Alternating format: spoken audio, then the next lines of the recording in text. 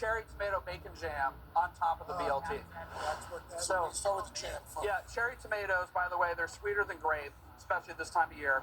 So we've got bacon in here. What kind of bacon do you use? It doesn't matter. Just like a thick cut smoky bacon, and cut it up nice and fine. We're gonna cook that through, and then we've got our halved tomatoes and our shallots. Shallots, not onions, because they're more subtle. Yeah, and so the key here is to cook this long enough to get all the moisture out of the tomatoes. Okay. We want a super concentrated, super jammy flavor, so it's going to be a big pop of tomato, but it's also going to be sweet. I just want to taste the jam. And then, Yeah, go for it. once those are cooked through, we do a little brown sugar. Brown sugar. That was Vinegar. Chanel's nickname in high school. And of course, a little Oh, fresh okay. red pepper for some meat. Right. All right, now for the star of the show. Let me show you this guy. So when you're looking for tomatoes in the summer, you want them to be really soft.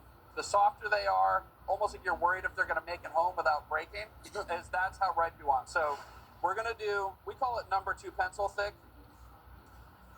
No one knows what a number 2 pencil is anymore. I know. Sorry for anybody over 50. So it looks like about an inch. Roughly. Yeah, about a little under a half. So, and then the key is you got to salt your tomato, and you got to do it in advance. It's going to wick out some of the excess moisture, which is going to allow you to have it, again, super concentrated. All right, so let's build this guy here. What kind of bread are we using? Is that just sourdough? We're using toasted sourdough. You want a pretty good toast on this because you want it to stand up to some of the moisture that's going to be in the sandwich. We're going to do mayo. It's also made of wheat. Is it really? Yeah, that's what I heard. Wait, just Missed that one. Right. right All over. right, guys, check this out. So we've All right, got so we build. we got our tomatoes. Now, this Jam's on is the top. star. Oh, So this is our cherry tomato bacon jam right on top. All right, we've got our BLT up. All right. My Let's goodness. turn the All right, tri-tip. now to the star of the segment. Wow. Okay, we're gonna go to the Right, tri-tip right. sandwich We did here. All right. Looks like Al's ready to get into this one too. Hold on. You start, Hi, I'm guys. showing you. All right. So we're gonna make a blackberry chimichurri sauce. Oh, all right. A lot of people wow. make chimichurri, but not the grilled ads. We up it just a little piggies up it. Do a little blackberry. We also do a red chimichurri, a whole bunch of stuff. It's really easy. Got some shallots in a blender. We're gonna add some parsley. We're gonna add some fresh oregano. If you can find fresh, man, definitely do that. Remember, this is berry season. We love berries. It's blackberry. Katie told us that earlier, so we're gonna make sure we say that. Could you use blueberries if you want? Blueberry, so that's a great swap. Blueberries, huckleberry, like Mark lives in Boise, loves huckleberries, so that's another good one to use. Raspberries are actually great to use too. All right, blackberries are going in. We're gonna add some red chili flakes. Give it a little heat. Okay. We got some garlic, fresh garlic, and then you're gonna pulse this up a little bit. What about Yeah, we're gonna add this. We're gonna pulse it up, dry pulse it, and then we're gonna add olive oil, obviously, and a little bit of red wine vinegar. Got it. That gives us our blackberry chimney. So All there's right.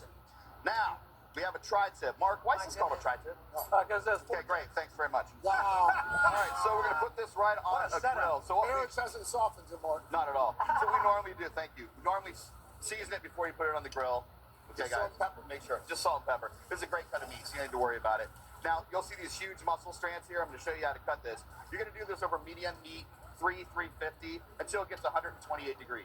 Okay. So if you're like us, Roughly how long is it better? well, it's always about temp, not time, but let's say roughly about 8 minutes or so, 9 minutes. So, all right, we've got I some. want you to tell us about this bread because when I saw this earlier, I said to you, I've never seen bread like that. Yeah, I think this is called Dutch crunch bread. I actually think it's French.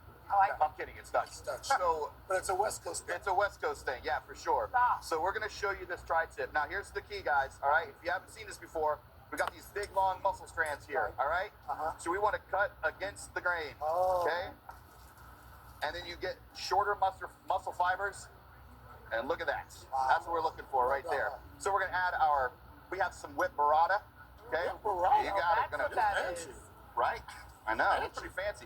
Gonna put that on the bottom. We've got some fresh arugula, which is always, always, always delicious. I did it the reverse here. Okay. Always delicious. We got some red onion for pop, and then blackberry chimichurri all the way over it.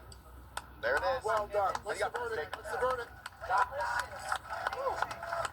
Lord Baffin. Thank you. So good. The recipes are on today.com/food. Mr. Roker, I think you saved some time for birthdays. I believe we did. Let's check it out. Time to spin those sucker jars and see who we are going to